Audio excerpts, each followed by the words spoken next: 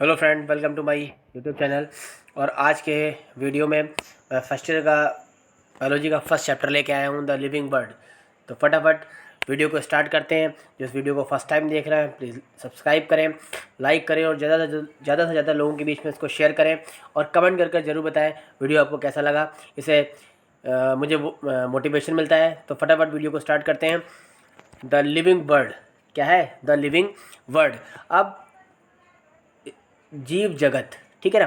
तो अक्सर हम लोगों को ध्यान में रखना होता है कि इस चैप्टर में हमें मेन किन चीज़ों को कवर करते हुए इस चैप्टर को कंप्लीट करना है। तो इस चैप्टर में मोस्टली 4 चीज़ें हैं, जैसे कि व्हाट इज़ लिविंग यानी जीव क्या है, diversity of the living world जो कि डाइवर्सिटी क्या है यानी जीव जगत में विविधता कैसे आती है, टैक्सोनॉमी यानी वर्ग की संवर्ग, और टैक्सोनॉमिकल एड्स और वर्ग की सहायक उसके जो साधन होते हैं यानी किन किन साधनों से हम इसको वर्गीकृत कर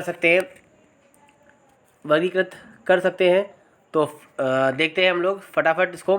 तो सबसे पहले हम लोग स्टार्ट करते हैं, what is living. What is living यानी जीव क्या है।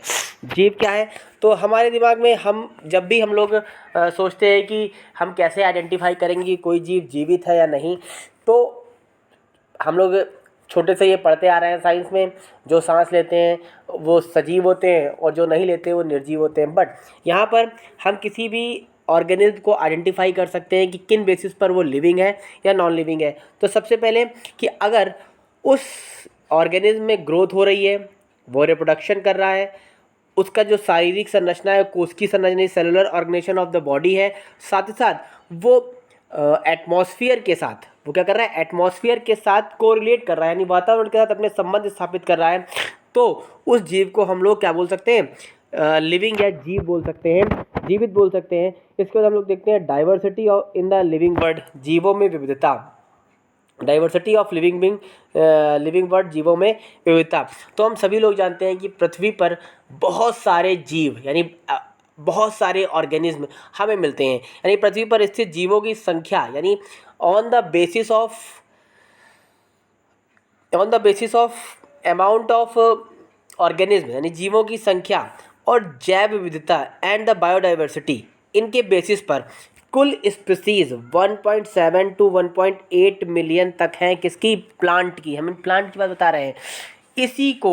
इसी कारण क्या आती है, डाइवर्सिटी आती है कि अगर प्लांट की 1.7 से 1.8 मिलियन अगर स्पीसीज हो सकती हैं, तो इस तरह से बहुत सारे जो ऑर्गेनिज्म है, जो जीव है, उनकी भी बहुत सारी स्पीसीज हो सकती है। इसी कारण अर्थ पर डाइवर्सिटी है, जीव जगत में विविधता है। जैसे एक जंगल में आपको कई तरह के प्लांट्स मिलेंगे, कई तरह के ऑर्गेनिज्म मिलेंगे, कई तरह के एनिमल मिलेंगे। ये क्या है, ये जीवों में विविधता के क्या है, एग्जाम्पल है। उसके बाद इसमें सबसे इम्पोर्टेंट चीज़ है नॉमिकल्चर यानी नाम पद्धति।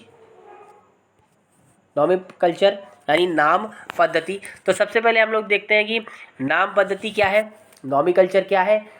तो होता क्या है कि सभी जीव का यानी every organism have standard name called, उनका जो स्टैंडर्ड नेम होता है उसको हम लोग बोलते हैं, जिसके द्वारा वो आइडेंटिफाई किया जाता है, उसको बोलते हैं हम लोग नाम पद्धति। यानी प्रत्येक जीव का एक मानक नाम होता है, प्रत्येक जीव का एक मानक नाम होता है, एक मानक नाम होता है जिससे वह पूरे विश्व में जाना जाता है। यानी every organism have a standard name which identify all over the world. यानी हर एक पर्सन, हर एक जीव का एक स्टैंडर्ड नेम होता है, मानक नाम होता है, उसको हम लोग नॉमिकल्चर कहते हैं।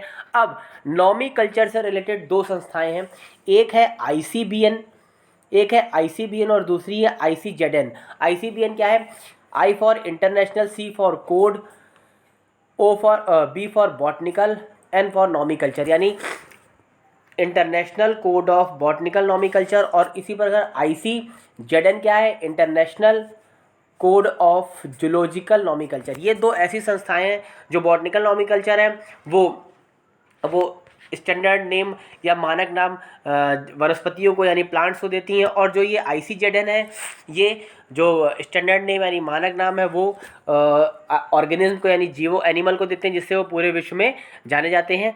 सेम इसी तरीके से अब बात करते हैं हम लोग बायोनॉमिनल कल्चर की।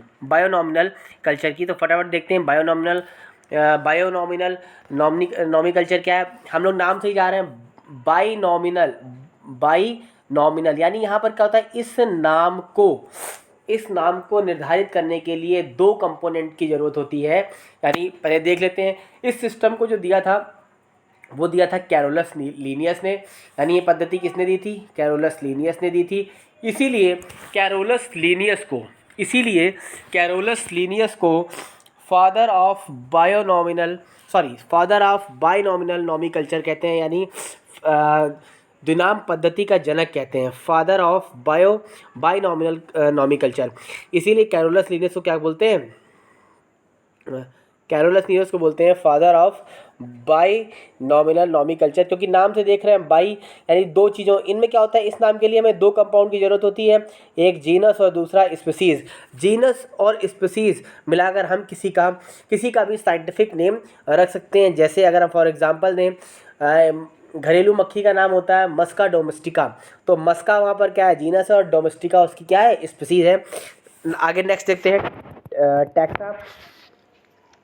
टैक्सा क्या है, the scientific term of categorise of organisms called taxa, यानी वर्गों की वैज्ञानिक शब्दावली को टैक्सा कहते हैं।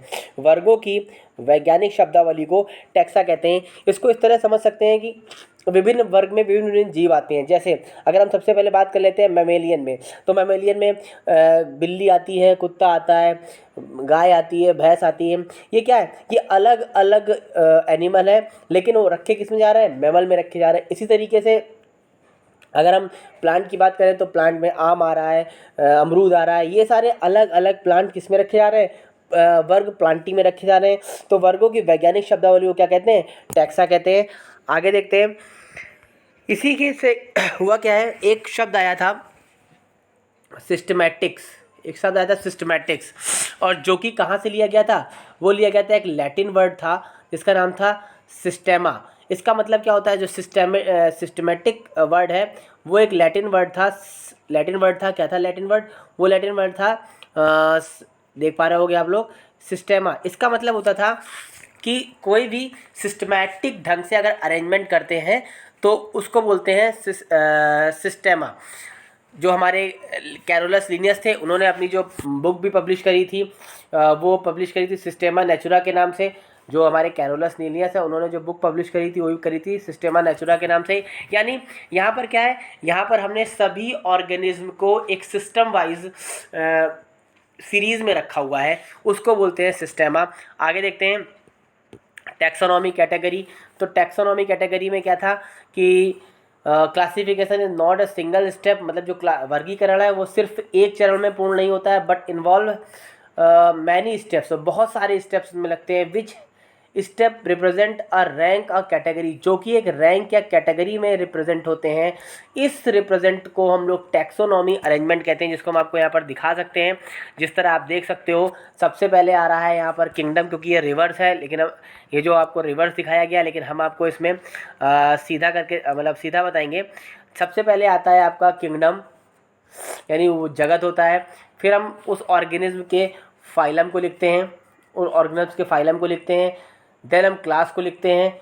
उसके बाद हम आगे आते हैं तो हमारा ऑर्डर आता है। ऑर्डर के बाद फिर हमारी फैमिली आती है, और फैमिली के बाद जीनस आती है, और जीनस के बाद स्पीसीज आती है। ये दो मिलकर बायोनॉमिनल द्विनाम पद्धति बनाते हैं। इस तरीके से ये एक सिस्टम जो एक सीरीज़ है, ये क्रम है, ये टैक्सोनॉमी को दिखाती है। साथ ही साथ अब यहाँ पर कुछ हमने एग्जांपल दे रखे हैं, जैसे मैन,